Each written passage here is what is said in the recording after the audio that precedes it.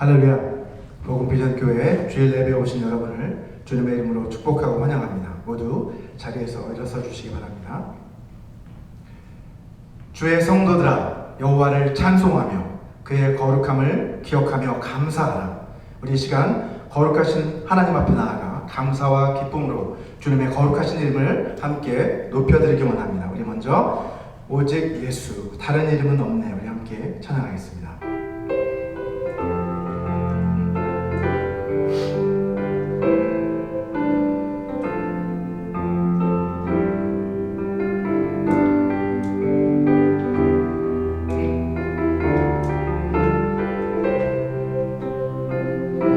오직 예수 다른 이름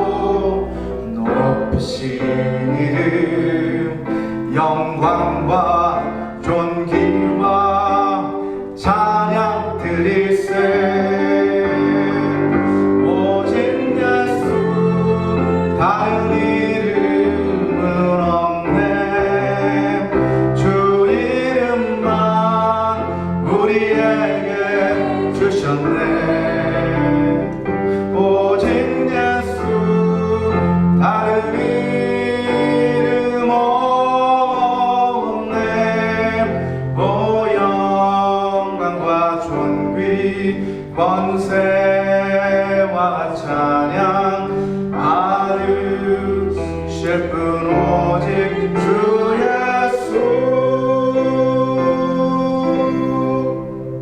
아멘. 오직 예수의 이름만 높임 받으시길 소원합니다. 우리 계속해서 찬송가 96장 예수님은 누구신가 우리 함께 찬송하겠습니다.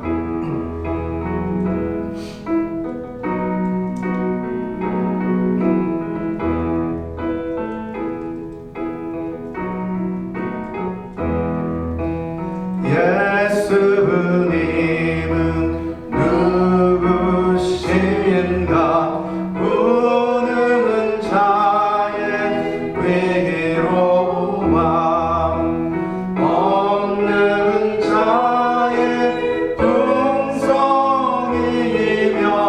전한 자의 높음과 잡힌 자의 노임 되고 우리 기쁨 되시네. 예수님은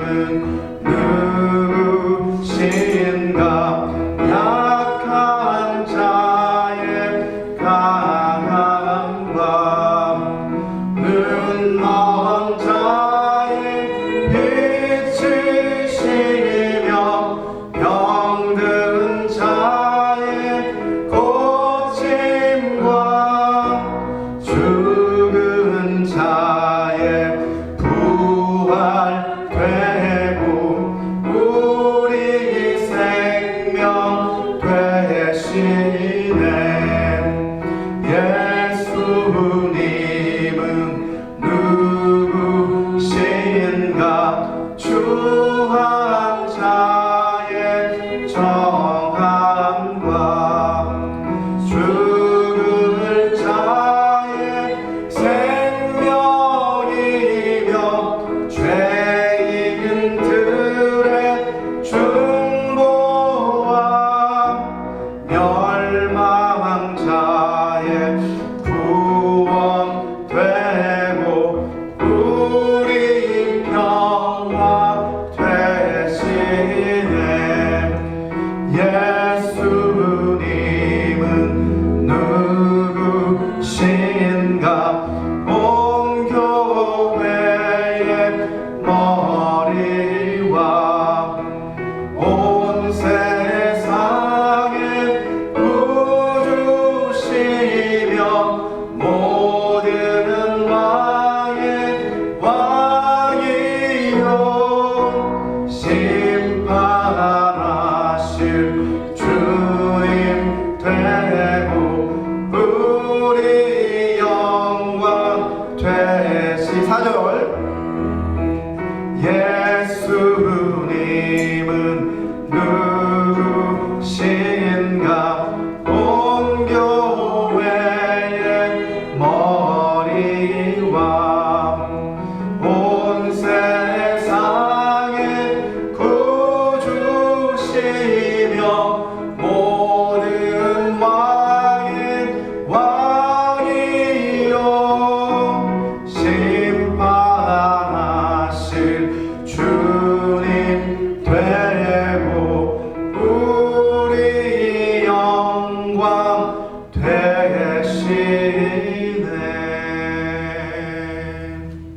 아멘.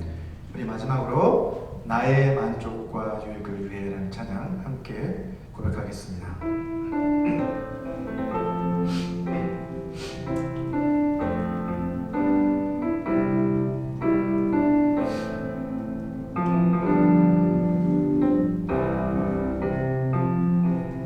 나의 만족과 유익을 위해 가지려 했던 세상 일들 이젠 모두 다 해로 여기고 주님을 위해 다 버리네.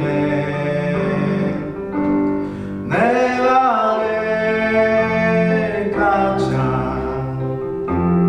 귀한 것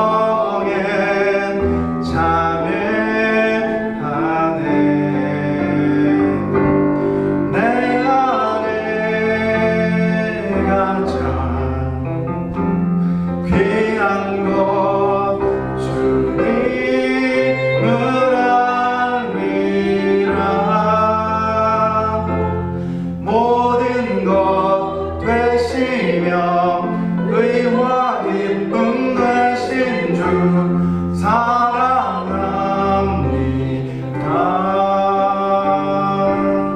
나의 만족과 유익을 위해 가지려 했던 세상 일들 이젠 모두 다 배로 여기고 주님을 위해 다 버리네.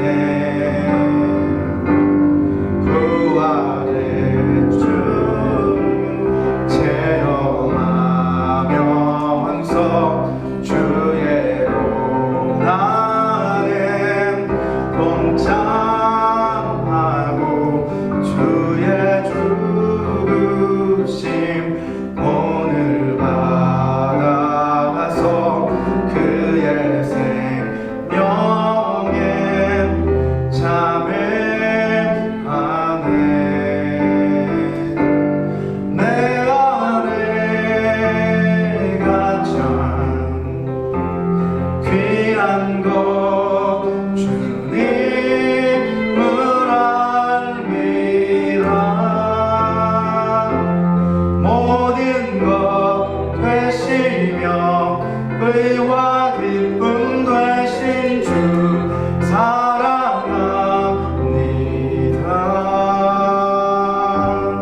내 안에 가장 귀한 것 주님을 알미라. 모든 것 되시며 의와 기쁨 되신 주 사랑합니다.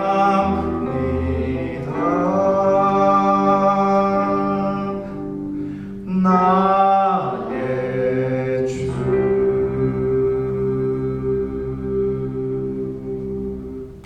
아멘.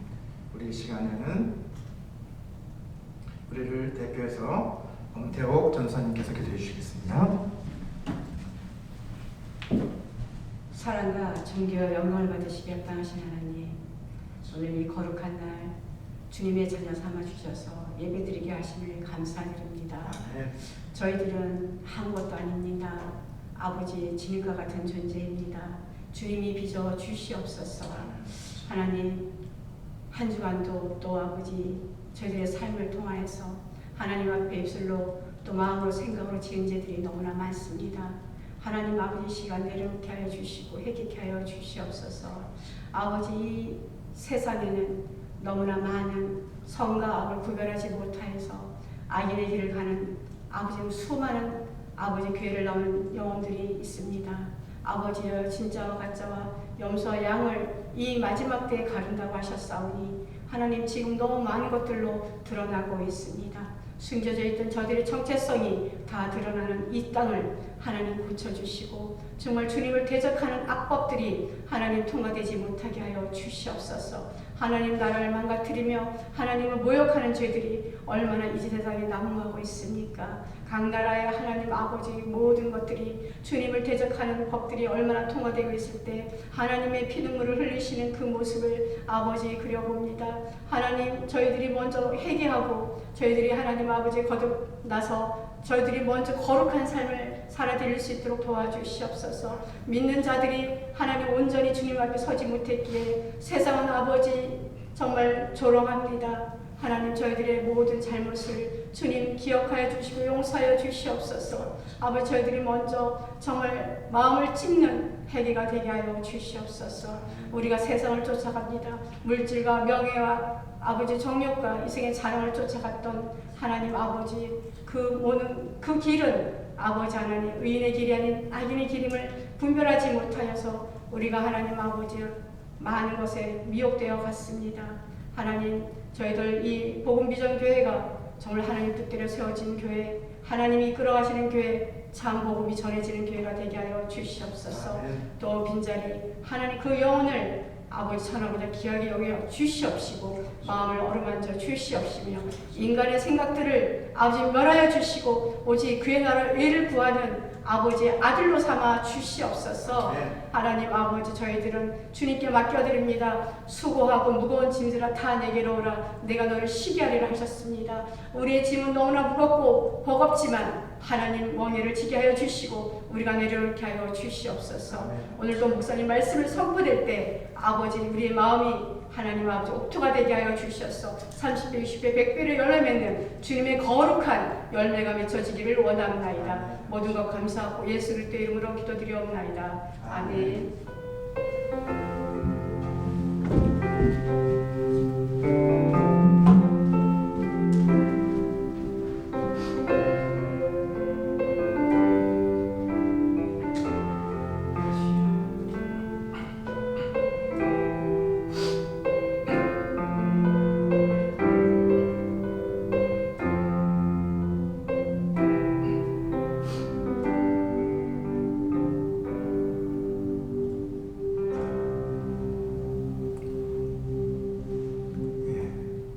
이 시간은 하나님께서 오늘 우리에게 주신 말씀 함께 묵독해 올려드리도록 하겠습니다.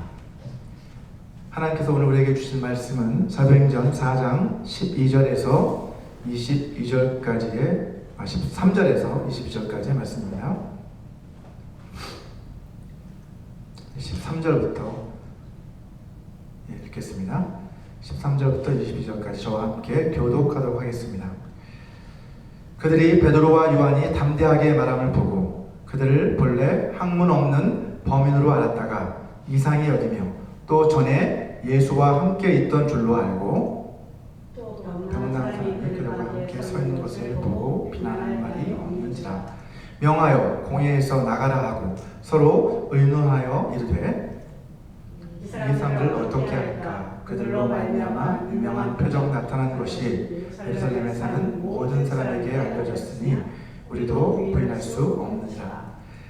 이것이 민간에 더 퍼지지 못하게 그들을 위협하여 이후에는 이 이름으로 아무에게도 말하지 말게 하자 하고 그들을 불러 경고하여 도무지 예수의 이름으로 말하지도 말고 가르치지도 말라 하니 베드로와 요한이 대답하여 이르되 하나님 앞에서 너희의 말을 듣는 것이 하나님의 말씀을 듣는 것보다 옳은가 판단하라. 우리는 보고 들은 것을 말하지 아니할 수 없다 하니 관리들이 백성들 때문에 그들을 어떻게 처벌할지 방법을 찾지 못하고 다시 위협하여 놓아주었으니 이는 모든 사람이 그 된 일을 보고 하나님께 영광을 돌림이라. 이 표적으로 병나은 사람은 40여사나 되었더라. 아멘. 지난 시간에 살펴봤던 것처럼 베드로와 요한은 성전에서 복음을 전하고 가르치다가 감옥에 갇히게 되었고 그 다음날 사내들인 공회에서 재판을 받게 되었습니다. 자, 이 재판에서 유대 종교 지도자들은 제자들을 향해서 너희가 무슨 권세와 누구의 이름으로 이런 일을 행하였느냐라고 추궁합니다. 그러자 베드로는 자신들이 한 일은 예수 그 이름의 권세와 능력으로 한 것이고 다른 이로서는 구원을 얻을 수 없고 오직 예수 그리스도의 이름을 통해서만 구원을 받을 수 있다라고 담대하게 선포합니다. 이어서 오늘은 사도행전 강의 8번째 시간으로 우리 사도행전 4장 13절에서 22절까지의 말씀을 중심으로 우리가 침묵할 수 없는 이유라는 제목으로 여러분과 함께 말씀의 은혜를 나누고자 합니다. 여러분 격언 가운데서 웅변은 은이요 침묵은 금이다 라는 그러한 격언이 있습니다. Speech is silver but silence is golden 이라고 하는 영어 속담인데요. 자, 이것을 줄여서 흔히 침묵은 금이다 라고도 우리가 말하죠. 자, 이것은 말을 잘하는 것보다 침묵하는 것이 더 가치가 있다는 그런 의미를 담고 있습니다. 하지만 우리가 좀 더 깊이 생각을 해본다면 이 말은 컨텍스트, 곧 상황에 따라서 맞는 말이 될 수도 있고 잘못된 말이 될 수도 있다는 것을 우리는 알 수 있습니다. 사실 침묵도 웅변과 마찬가지로 우리가 의사소통을 할 수 있는 한 소통의 방법이죠. 침묵은 때때로 어떻습니까? 상대방의 의견을 지지한다 라고 하는 의미로 그렇게 사용되기도 합니다. 또 때로는 상대방에게 강한 반대 입장을 표현하기 위해서 또 침묵이 사용되기도 하죠.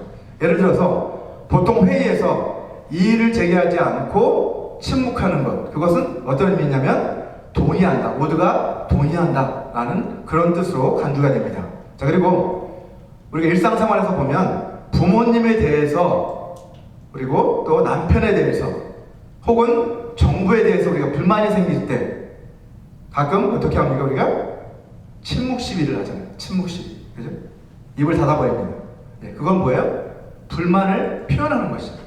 이처럼 침묵은 찬성도 반대도 아닌 무관심을 나타내기도 하고, 또 침묵은 반대, 강한 반대를 의미하기도 하고, 오히려 강한 찬성을 또 의미하기도 합니다. 이처럼 상황에 따라 전혀 다른 의미가 될 수 있다는 것이죠.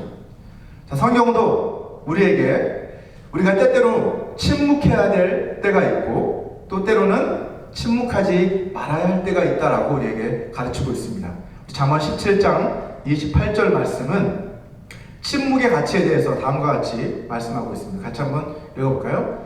시작. 미련한 자라도 잠잠하면 지혜로운 자로 여겨지고 그의 입술을 닫으면 슬기로운 자로 여겨지느니라. 예.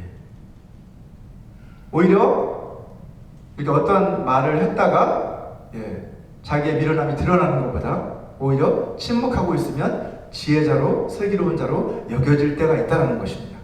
또한 야고보서 1장 19절에서는 뭐라고 말씀하고 있습니까? 사람마다 듣기는 속히 하고 말하기는 더디하라 라고 그렇게 야고보 장로는 우리에게 권면하고 있습니다. 마찬가지로 말을 많이 하다가 실수하는 것보다는 침묵하는 편이 더 지혜로운 행동이라는 의미입니다. 하지만 이와 반대로 우리가 침묵해서는 안 되는 때가 있다라고 성경은 우리에게 분명하게 또 말씀하고 있습니다. 누가복음 19장을 보면 예수께서 예루살렘 성으로 입성하시는 장면이 그곳에 기록이 되어 있는데, 누가복음 19장 37절을 보시면 예수님께서 예루살렘 성에 입성하시는 그 광경을 보고 많은 사람들이 모였죠. 그 사람들이 기뻐하면서 큰 소리로 하나님을 찬양했다라고 기록하고 있습니다.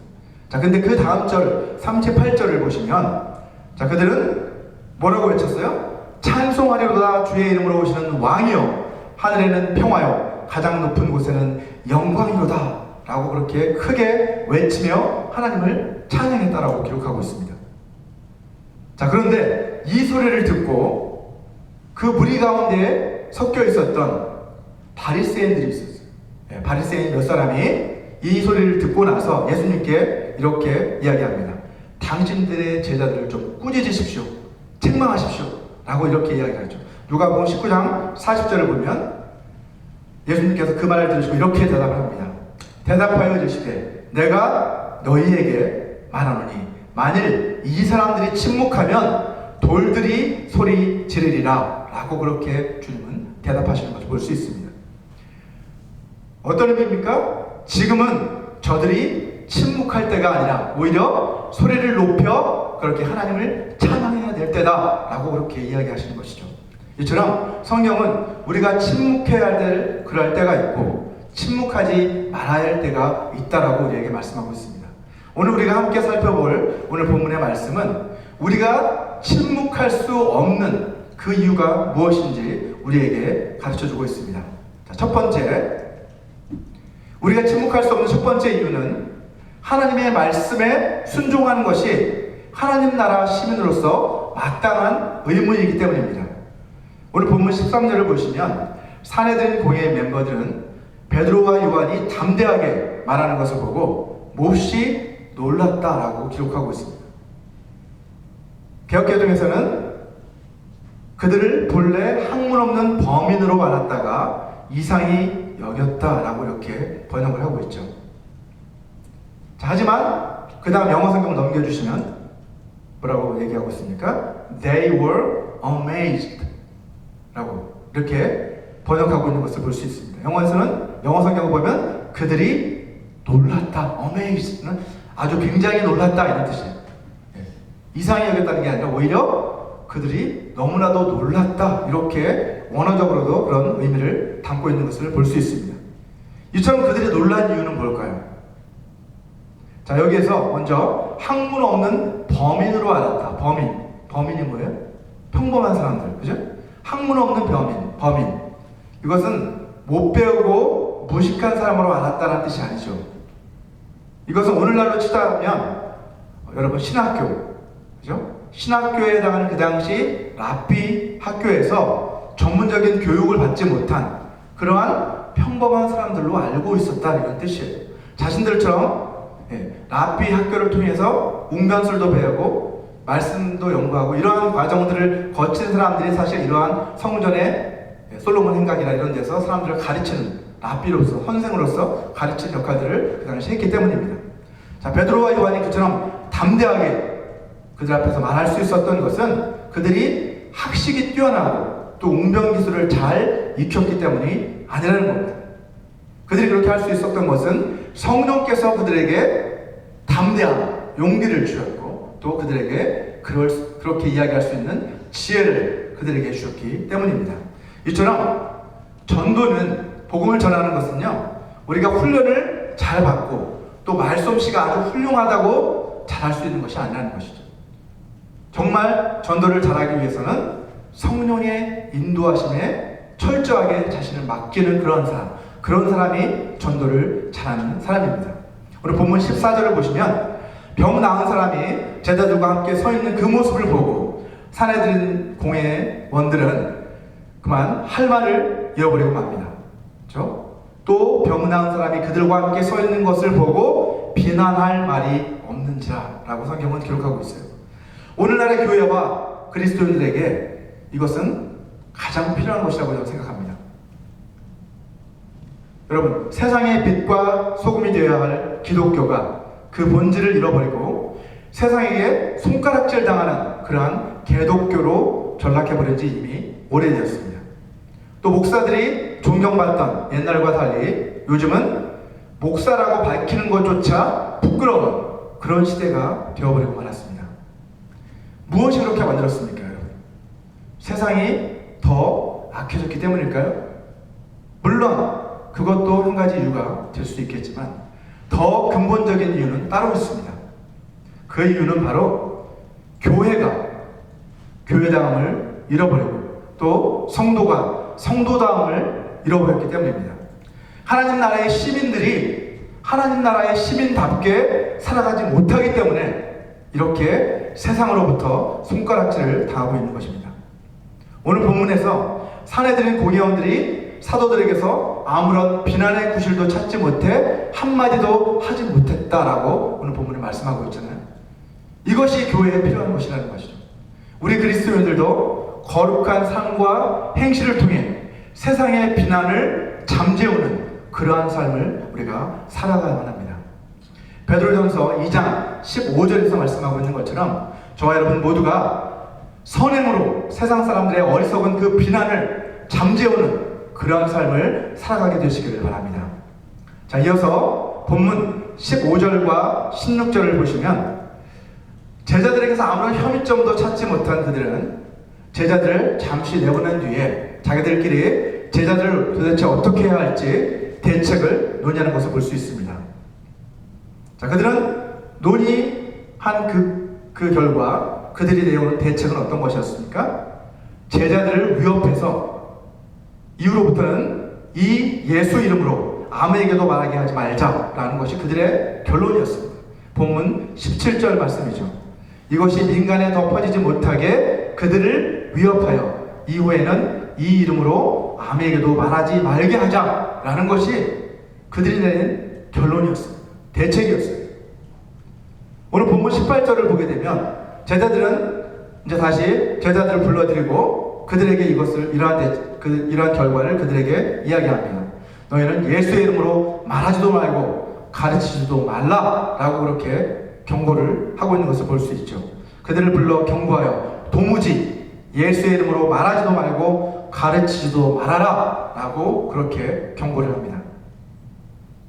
이 말은 어떤 의미입니까? 제자들에게 더 이상 하나님 나라의 시민으로 너희가 살아가지 말라라는 그러한 말이나 다름이 없는 것이죠.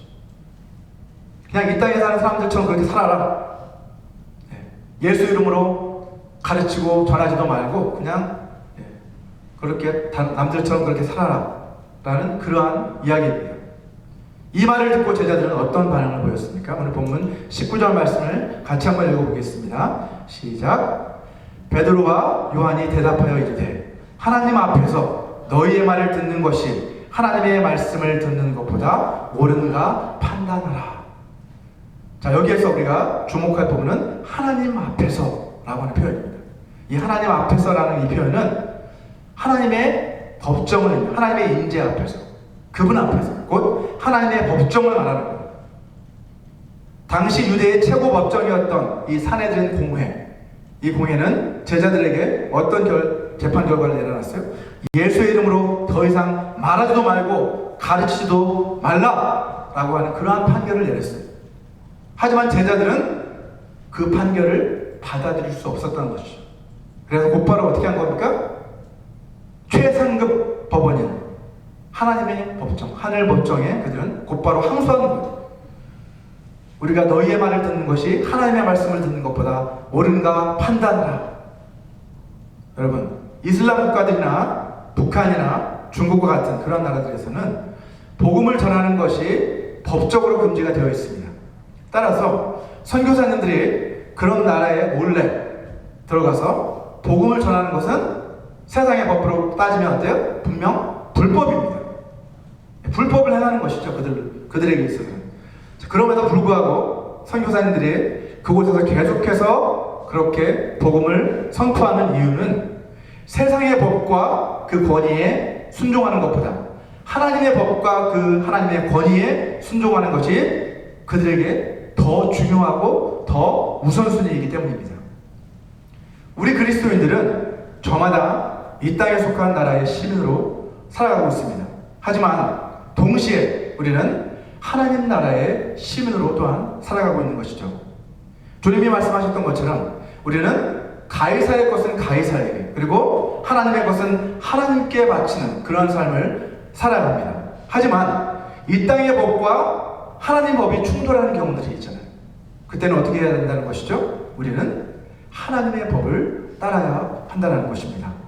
자, 부활하신 예수님께서는 하늘로 올라가시기 전에 제자들에게 온 세상에 복음을 전파하라 라고 하는 이 대사명을 우리들에게 주셨습니다. 우리 마가복음 16장 15절 말씀을 같이 한번 읽어보겠습니다. 시작.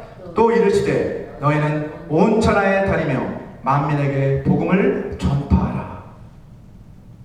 자, 이 사명은 제자들만이 아니라 모든 믿는 자들에게 주신 사명입니다.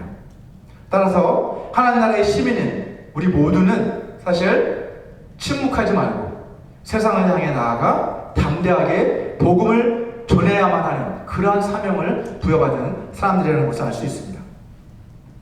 이것이 우리가 침묵하지 말아야 할 첫 번째 이유입니다. 두 번째,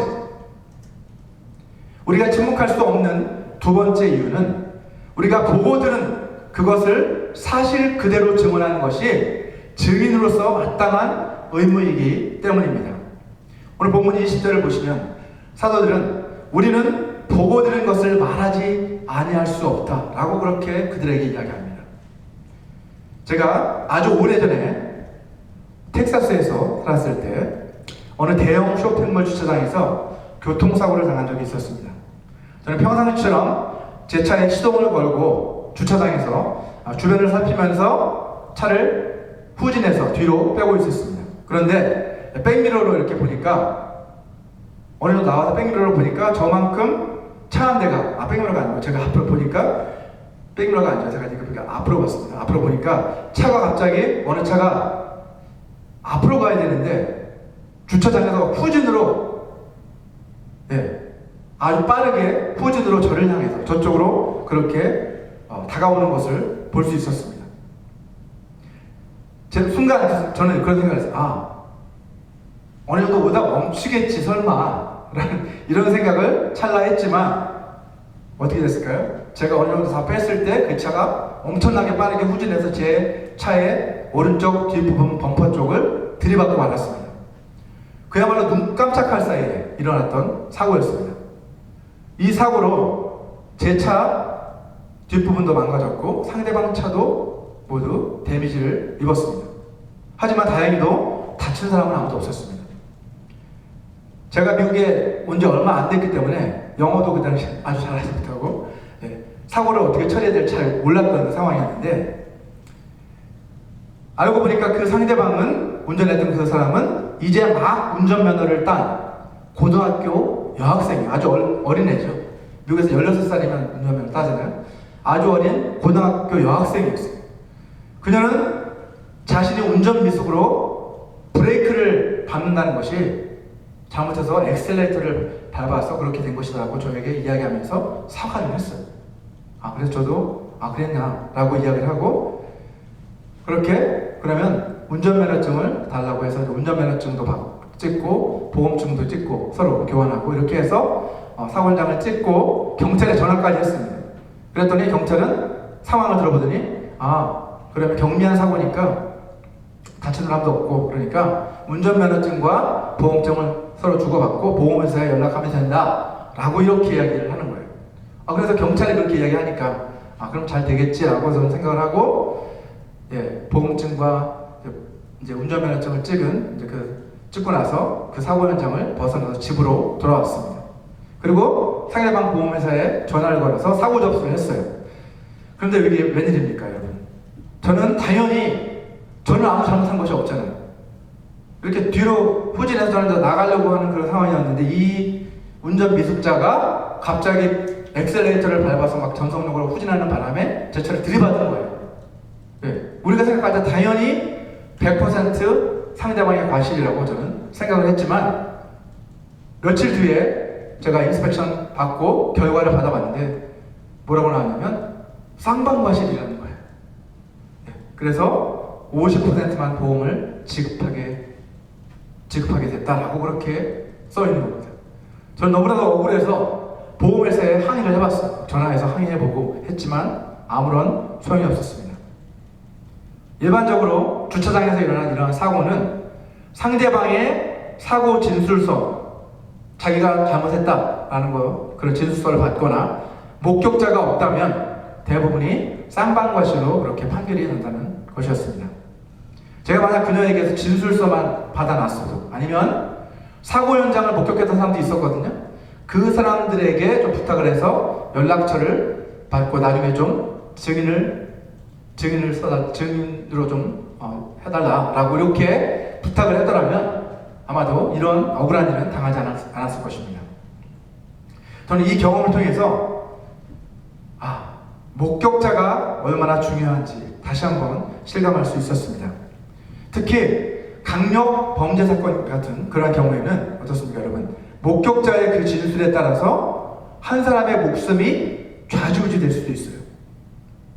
목격자가 자신을 보고 들었던 그 상황에 대해서 침묵을 한다면, 실제 들었음에도 불구하고 법정에 가서 침묵을 해버린다면 그 사람은 제대로 된 증인이 될 수 없습니다. 자신이 보고 들은 그것에 대해서 침묵하는 사람은 사실은 비겁한 사람이죠. 오늘 본문 20절에서 말하고 본 것, 그것을 넓은 의미에서 우리가 한번 생각해 본다면, 예수님이 행하신 그것이 본 것이고, 예수님이 말씀하시고 가르치신 것, 그것이 그들이 본 것이라고 할 수 있겠죠. 따라서 예수님의 증인은 예수님이 행하셨던 그러한 놀라운 기적과 표적과 이러한 놀라운 일들, 그리고 예수님이 가르치셨던 그 말씀들을 증거하는 사람이다 라고 이렇게 이야기할 수 있어요. 그게 예수님의 증인이라는 거죠.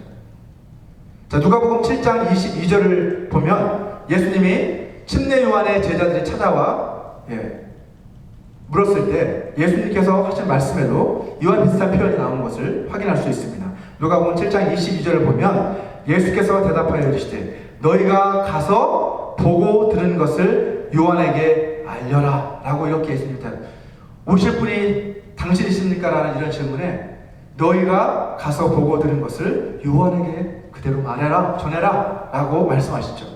이게 바로 그런 의미라는 거죠. 너희가 보고 들은 것, 너희들이 목격한 것, 그것을 가서 그대로 전하면 된다 라고 말씀하십니다. 그런데 오늘 본문 20절에서 너희가 보고 들은 것을 좀 더 구체적인 의미로 좁혀본다면 베드로가 말하고 있는 보고 들은 것이란 예수 그리스도께서 죽은 자 가운데서 다시 사흘 만에 살아나신 그 부활 사건을 가리키는 것으로 볼 수 있습니다. 자, 이런 좁은 의미에서 보면 베드로는 지금 예수님의 부활의 증인으로서 자신들이 보고 들은 그것을 나는 말하지 않을 수 없다라고 이렇게 선포하고 있는 것이죠. 자, 사도행전 1장 8절을 보면 성령을 받은 사람들은 권능을 받을 것이다 라고 약속하셨어요. 그리고 그 권능을 받은 사람들은 예수 그리스도의 증인이 되리라 라고 주님은 약속하셨습니다. 자, 따라서 성령을 받은 우리 모두는 어때요? 성령을 받았으니 이제 권능을 받은 사람들입니다. 그리고 성령의 권능을 받은 사람들은 모두 다 예수님의 증인으로 부르심을 받은 사람들이라는 것이죠. 그렇기 때문에 우리는 더 이상 침묵하지 말아야 된다는 거예요. 증인의 역할이 뭐라고요? 보고 들은 것을 말하지 않을 수 없는, 그것이 바로 증인이라는 거죠. 있는 그대로 자신들이 보고 들은 그것을 이야기하는, 말하는 그 사람들이 바로 증인입니다. 그것이 우리가 바로 예수님의 증인으로 부르심을 받은 목적입니다. 자, 세 번째로 우리가 침묵할 수 없는 세 번째 이유는 그리스도의 사랑이 우리를 강권하시기 때문입니다. 우리 고린도후서 5장 14절 말씀을 다 같이 한번 읽어보겠습니다. 시작. 그리스도의 사랑이 우리를 강권하시는도다. 우리가 생각하건대 한 사람이 모든 사람을 대신하여 죽었은즉 모든 사람이 죽은 것이라.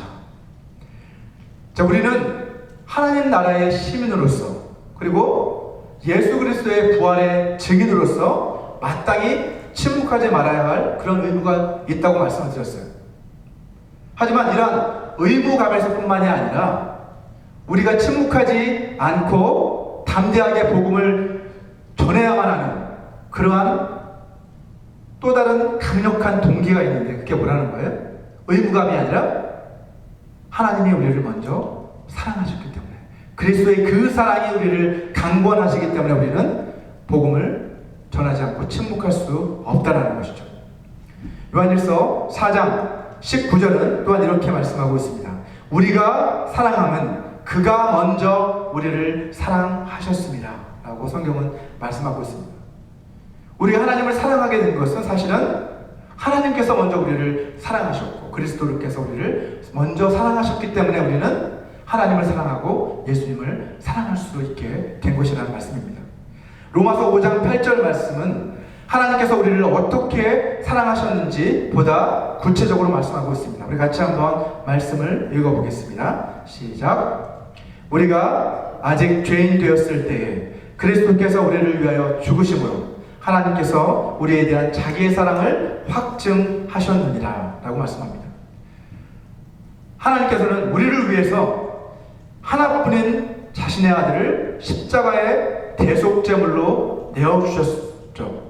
그렇게 하심으로써 하나님은 우리에 대해서 하나님이 얼마나 우리를 사랑하시는지를 확증해 주셨다라고 바울은 이렇게 말씀하고 있습니다. 여러분, 눈에 보이지 않는 그 하나님께서, 하나님은 눈에 보이지 않는 영이신 하나님이시잖아요.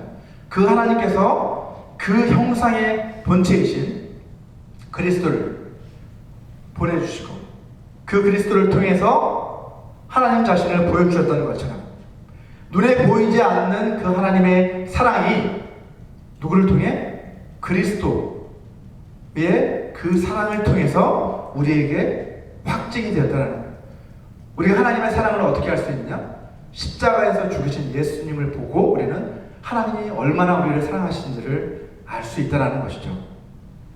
자, 그렇다면 이러한 그리스도의 그 사랑을 경험한 사람들, 그리고 그리스도의 그 사랑을 통해서 하나님의 죄사함의 은혜를 받고 누리게 된 우리들, 그러한 우리들은 어떠한 반응을 보여야 될까요? 어떠한 삶을 살아야만 할까요, 여러분? 사도 바울은 이 질문에 대해서 이렇게 답을 하고 있습니다.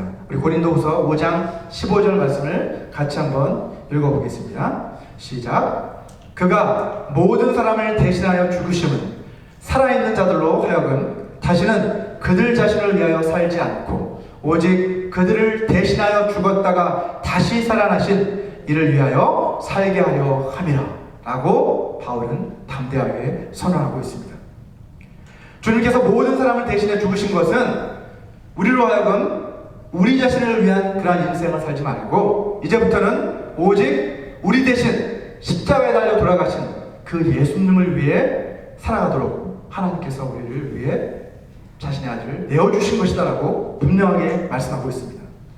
베드로는 예수님을 모른다 라고 그렇게 맹세까지 하며 부인했던, 3번씩이나 부인했던 그런 사람이었지만 예수님께서는 어떻게 하셨습니까? 부활하신 이후에 갈릴리 바닷가에서 고기를 잡고 있던 그 베드로를 다시 찾아오셨습니다. 요한복음 21장 17절 말씀 우리 같이 한번 읽어보겠습니다. 시작. 세 번째 이르시되 요한의 아들 시몬아 내가 나를 사랑하느냐 하시니 주께서 세 번째 내가 나를 사랑하느냐 하심으로 베드로가 근심하여 이르되 주님 모든 것을 아시오매 내가 주님을 사랑하는 줄을 주님께서 아시나이다. 예수께서 이르시되 내 양을 먹이라 라고 주님 말씀하시죠. 예수님께서는 3번에 걸쳐서 베드로한테 내가 나를 사랑하느냐 라고 그렇게 물으셨어요. 그리고 베드로는 그때마다 내가 주님을 사랑하는 줄을 주님께서 아십니다 라고 이렇게 답변을 하는 것을 볼 수 있습니다. 예수님께서 이렇게 하신 것은 베드로에게 그때의 아픈 상처를 떠올려서 정죄감을 심어주려고 하신 것이 아니라 오히려 베드로에게 용서와 사랑의 확신을 그에게 심어주기 위해서 그렇게 하신 것이었죠. 분명 이 경험을 통해서 베드로는 예수님의 그 용서와 사랑에 대한 확신을 갖게 되었을 것입니다. 자, 오늘 본문에서 보는 이 담대한 베드로의 모습은 이러한 예수님의 용서와 사랑을 확신했기 때문에 나올 수 있는 그러한 담대함이죠.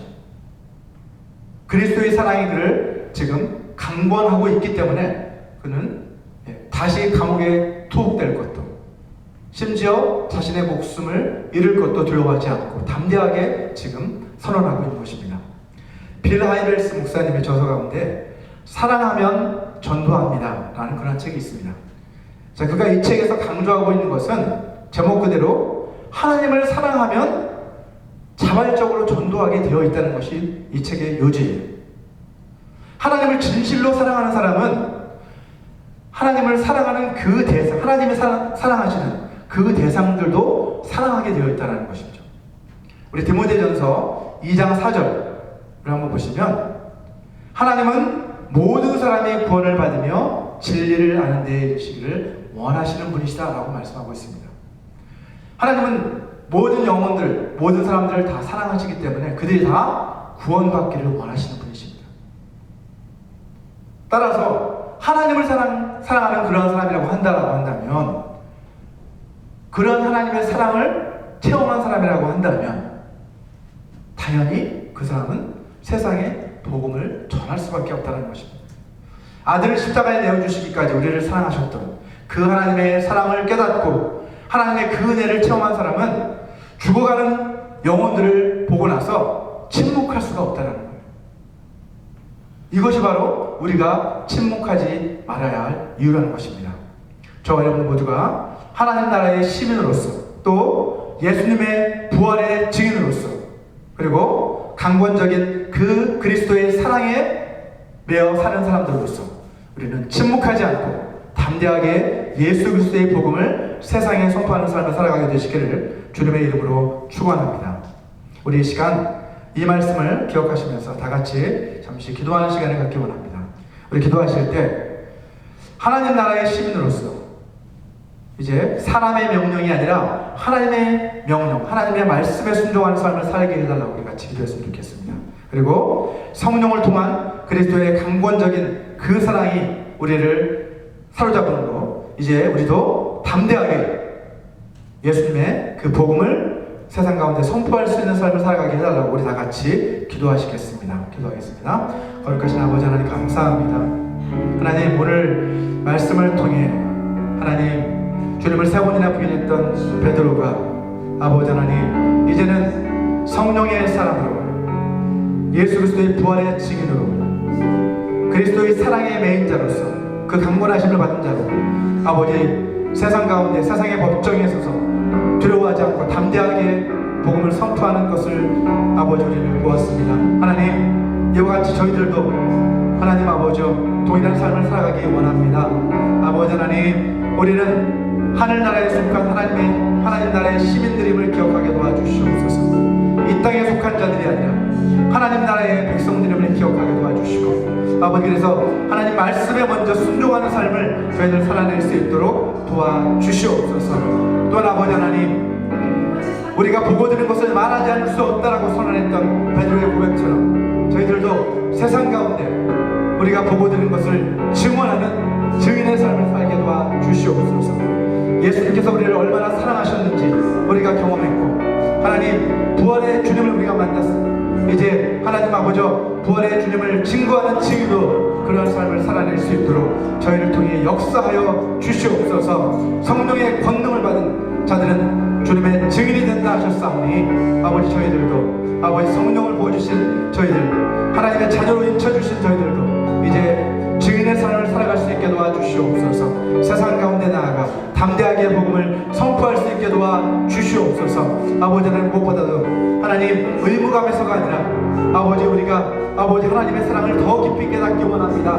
주님의 은혜를 깊이 깨닫기 원합니다. 아버지 하나님, 그러므로 말미암아 바울이 이야기했던 것처럼 그리스도의 사랑이 우리를 강권하시는도다 라고 고백했던 것처럼 하나님의 그 사랑에 매여 하나님 세상 가운데 아버지 하나님 죽어가는 영혼들을 불쌍히 여기는 마음으로, 주님의 마음으로 우리가 세상을 향해 복음을 증거할 수 있게 도와주시옵소서. 저들이 멸망의 길로 가지 않도록 저들 생명의 길로 인도하는 아버지 인도자들이 될 수 있도록 저희를 사용하여 주시옵소서. 예수여, 우리는 부족하고 연약하지만 아버지 주님은 아버지 강한 손으로 우리를 붙잡아 주시고 주님의 능력으로 우리를 덧입혀 주시면 감사합니다. 하나님, 저희를 통해 그리스도의 능력이 나타날 수 있도록 도와주시고 세상 가운데 그리스도의 복음이 선포될 수 있도록 주여 역사하여 주시옵소서. 주님 홀로 영광받아 주시옵소서. 주님 받아 주시옵소서. 하나님 아버지, 하나뿐인 아들 십자가의 죽음에 내어주시기까지 우리를 사랑해 주시니 감사합니다. 우리에게 베풀어 주신 주님의 그 은혜와 사랑을 깊이 깨달아서 주님의 말씀에 순종한 삶을 날마다 살아갈 수 있도록 도와주시고 그리스도의 복음을 온 세상에 전파하는 그러한 증인의 삶을 살아갈 수 있게 하여 주시옵소서. 우리에게 구원의 은혜를 베풀어 주시고 날마다 우리 삶의 모든 필요를 공급해 주시는 주님의 그 은혜에 감사해서 이 물질을 주님 앞에 올려드립니다. 기뻐 받아 주시옵소서. 주님 나라 영광을 위해 사용하여 주시옵소서. 예수님의 이름으로 기도합니다. 아멘. 우리 모두 자리에서 일어나셔서 마지막 결단의 찬양 다시 복음으로 함께 부르시고 축도로서 예배를 마치도록 하겠습니다.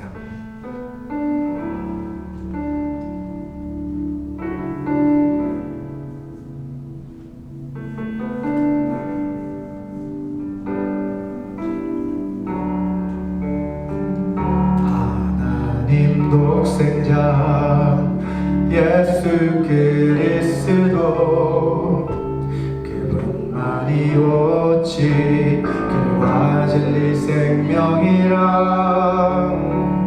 세상 다 변하고 사람들 변해도 나에겐 복음 십자가뿐이라 하나님 독생자 예수 그리스도 그분만이 나의 길과 진리 생명이라 세상이 비웃고 사람들 떠나도 나에겐 복음 십자가뿐이라 다시 복음으로 다시 십자가로